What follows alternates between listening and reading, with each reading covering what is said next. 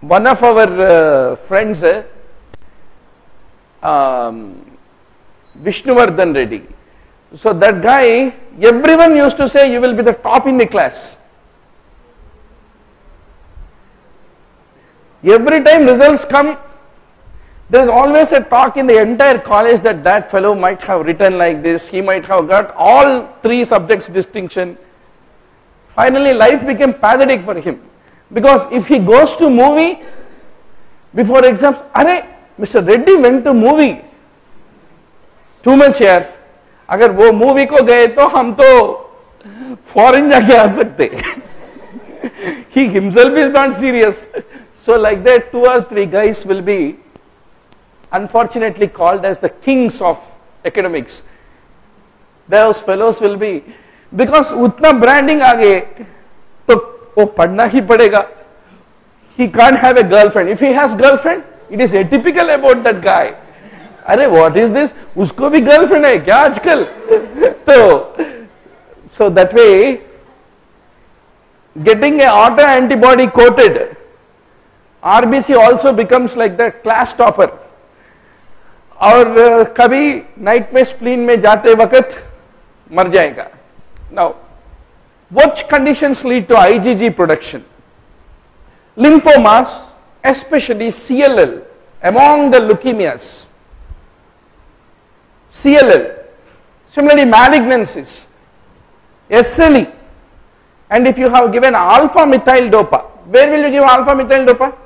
It is the safest, finest, best drug to treat hypertension in pregnancy. Hydralazine, alpha methyl dopa. They are the 2 safe drugs in pregnancy. So they are the ones which can initiate IgG against the RBC. And what kind of hemolysis? That's a very important word. Extravascular hemolysis with splenomegaly is what you come across.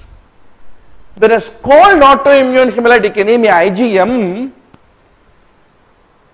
is a intravascular hemolysis, and it is the liver where the RBC becomes sequestered, whereas in the case of warm antibody, it is the spleen where it becomes sequestered, is what you are going to ultimately remember. Now what are the cause?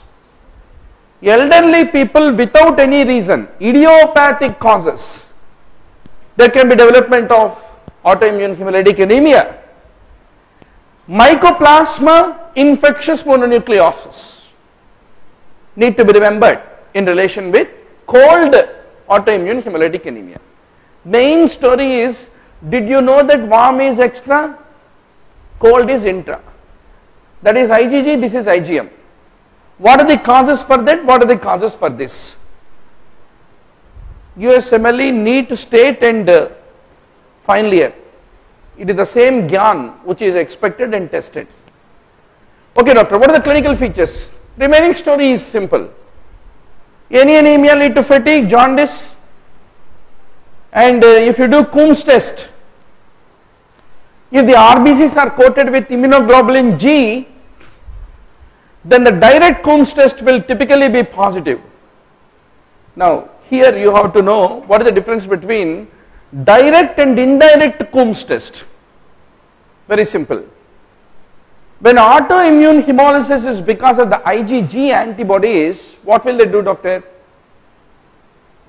They will straight away come, sit on the top of the RBC, and you have the IgG coated RBC available.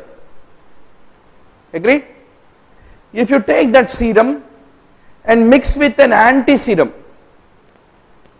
then you can see the agglutination and declare that there is IgG, which is typically positive in direct Coombs.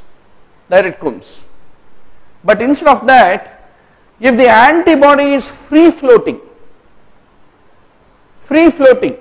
how will you demonstrate it? You need to take the serum of the patient in which that free floating IgM is there, and take the sheep RBCs and incubate it night, so that it will go and sit on that, and then you mix it with anti-serum. Then you can demonstrate the hemolysis. That is called indirect Coombs. Indirect Coombs is for a free floating antibody, direct Coombs is for an already mounted antibody. Simple logic. IgG detected by the direct Coombs test, which is typically in warm autoimmune hemolytic anemia. Then how will be the cold autoimmune hemolytic anemia? In this, RBCs are coated only with complement. IgM is free floating. Hence, typically it will become positive if you do the indirect Coombs test. And you find spherocytosis even in the case of the warm autoimmune hemolytic anemia also. So now comes the treatment. Most of the times, whether cold or warm, hemolysis is relatively milder. Hence, there will be no treatment is required. But if the anemia becomes significant problem, then you need to give steroids, splenectomy, immunosuppression with azathioprine, RBC transfusions and folate supplements. The combination which you need to give in case of the IgG associated warm autoimmune hemolytic anemia. In cold autoimmune hemolytic anemia, unlike warm, there is no role for steroids. For example, mycoplasma pneumonia or infectious mononucleosis or a geriatric patient, idiopathic causes leading to autoimmune hemolytic anemia, what kind it will be? Cold type. There is no role for steroids. But a SLE patient or a CLL patient, if he develops autoimmune hemolytic anemia, it is generally warm type, and there is a role for steroids or azathioprine like an immunosuppressant. That's what you need to remember. So that's all the story of autoimmune hemolytic anemia. But today only go back, go through the Davidson. He will add a few more pictures, tables here and there, but finally story comes to 4 points. What are they? IgG or IgM. What are the causes for this? What are the causes for that? Warm and cold. Steroids, where will you give? Steroids, where you don't give. Direct Coombs test is where? Indirect Coombs test is where? If you know that, you know everything about autoimmune hemolytic anemia. Now doctor, PNH, paroxysmal nocturnal hemoglobinuria. What is this? It is also called stem cell defect. Bone marrow में जब RBCs are getting produced, there is a problem in their production level में, manufacturing defect in RBCs. What is that defect? There is a deficiency of some anchor proteins which are basically required for anchoring the complement inactivating protein to the RBC membrane. It's little complex, very simple. See doctor, when bone marrow produces RBC and releases into plasma, in which part of our life we are happiest and safest? Until MBBS final year exam is over. What is there? शाम पे एक first show movie देख के आओ, 50 रुपए खर्च में हो जाएगा काम. आने के बाद already your classmate will leave a little chicken in the room which is brought from paradise. थोड़ा चिकन बिरयानी खाओ, चलो डेविडसन लेके रीडिंग रूम को जाओ, air condition bedroom. It is. Put your, stretch your legs, read. Morning you wake up, if you want to go to hospital. If you don't want to go, you don't go. Life is safe. For RBC also, life is very safe.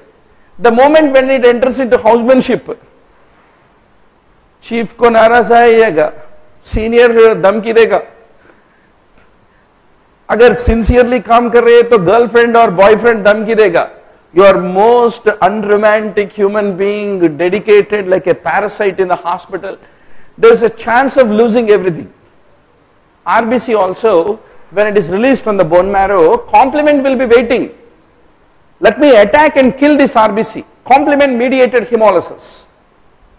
But luckily, the bone marrow, the mother, provided some protection.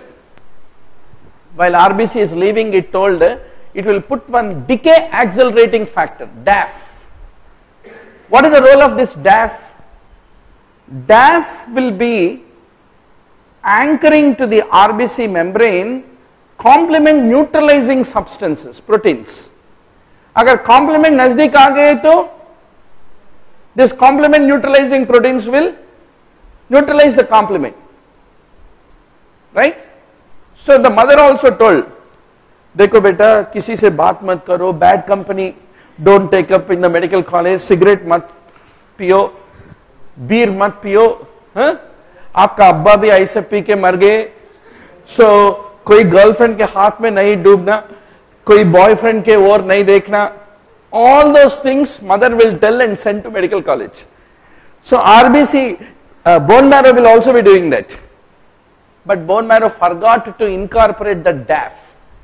Hence it is called clonal stem cell defect at the level of the bone marrow at the time of manufacturing.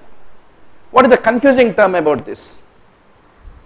DAF is the missing protein. What is the full form of DAF? Decay accelerating factor. Generally we think decay accelerating factor miss हो गए तो decay नहीं होना चाहिए ना. But the guys in hematology don't know English well. They should say decay stopping factor. But they kept the name DAF. But anyway, what will you remember? A acquired clonal stem cell defect, where there is a deficiency of an anchoring protein which anchors a complement neutralizing protein to the RBC membrane, which is called as decay accelerating factor, is missing, and that lead to development of complement mediated hemolysis when the RBC is released from the bone marrow into the circulation, is what you are going to remember.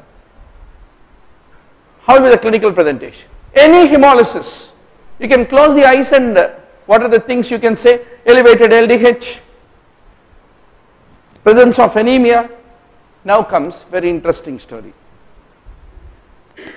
Generally, whenever there is a hemolysis, what do you expect? Only anemia. But a patient of PNH, paroxysmal nocturnal hemoglobinuria, presents with pancytopenia. RBC low, WBC low, platelet count low. Why? Because they discovered that PNH, pancytopenia, myeloproliferative state, these are the spectrum of hematological process.